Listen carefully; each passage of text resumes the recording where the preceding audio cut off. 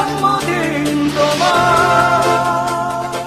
এই গানগুলো শোনে নাই এমন শ্রোতা খুব কমই পাওয়া যাবে। বলছি বাংলাদেশের জনপ্রিয় ব্যান্ড তারকা শাফিন আহমেদের কথা। তিনি লক্ষ কোটি ভক্তদের রেখে চলে গেলেন না ফেরার দেশে। গত 24 জুলাই যুক্তরাষ্ট্রের ভার্জিনিয়ায় চিকিৎসাধীন অবস্থায় তিনি মৃত্যুবরণ করেন।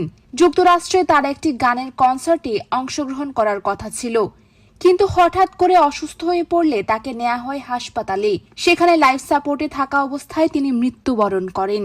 শাফিন আহমেদ ছিলেন একজন বাংলাদেশী সঙ্গীত শিল্পী এবং সুরকার। তিনি মাইলস ব্যান্ডের একজন সদস্য ছিলেন। তিনি মাইলসের বেস গিটারিস্ট এবং প্রধান গায়ক ছিলেন। ব্যান্ডের বাইরে তিনি সোলো ক্যারিয়ারেও সুনাম অর্জন করেছিলেন। এছাড়াও বেশ কিছু সোলো কিংবা মিক্সড অ্যালবামে এই শিল্পীর গান রয়েছে। শাফিন আহমেদ 1961 সালে জন্মগ্রহণ করেন। শাফিন আহমেদের মা সঙ্গীত শিল্পী ফিরোজা বেগম এবং বাবা সুরকার কমল দাশগুপ্ত। এই পরিবারে জন্ম নেওয়ার কারণে ছোটবেলা থেকেই শাফিন আহমেদ গানের ভেতরেই বড় হন। বাবার কাছে মাঝে মাঝে উচ্চাঙ্গ সঙ্গীত শিখেছেন আর মায়ের কাছে শিখেছেন নজরুল গীতি। এরপর বড় ভাই হামিন আহমেদ সহ ইংল্যান্ডে পড়াশোনার সুবাদে পাশ্চাত্য সঙ্গীতের সংস্পর্শে এসে ব্যান্ড সঙ্গীত শুরু করেন এবং মাইলস ব্যান্ড গড়ে তোলেন, যা পরবর্তীতে বাংলাদেশের অগ্রগামী ব্যান্ড দলসমূহের মধ্যে অন্যতম হিসেবে স্বীকৃতি লাভ করে। তিনি সেই সময় বিটিভিতে মাইলসকে নিয়ে করা অনুষ্ঠানে নিয়মিত অংশগ্রহণ করতেন।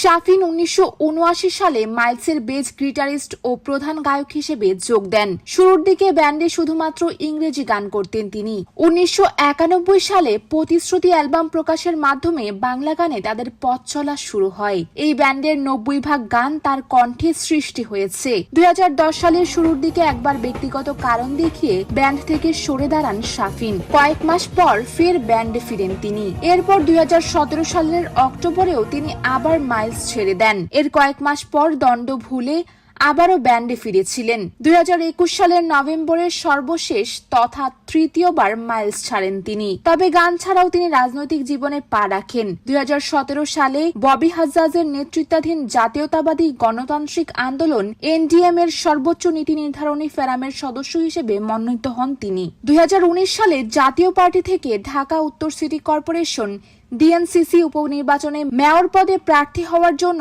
মনোনয়নপত্র জমা দিয়েছিলেন তিনি, কিন্তু ঋণ খেলাপির অভিযোগে নির্বাচন কমিশন ইসি তার মনোনয়নপত্র বাতিল করে। 2021 সালে তিনি জাতীয় পার্টির কেন্দ্রীয় কমিটির ভাইস চেয়ারম্যান হিসেবে নিয়োগ পান। তবে গানের মতো রাজনৈতিক জীবনে বড় সাফল্য দেখাতে পারেননি তিনি। শাফিন আহমেদের কোন গান আপনার ভালো লাগতো তা অবশ্যই আমাদের কমেন্ট করে জানাবেন।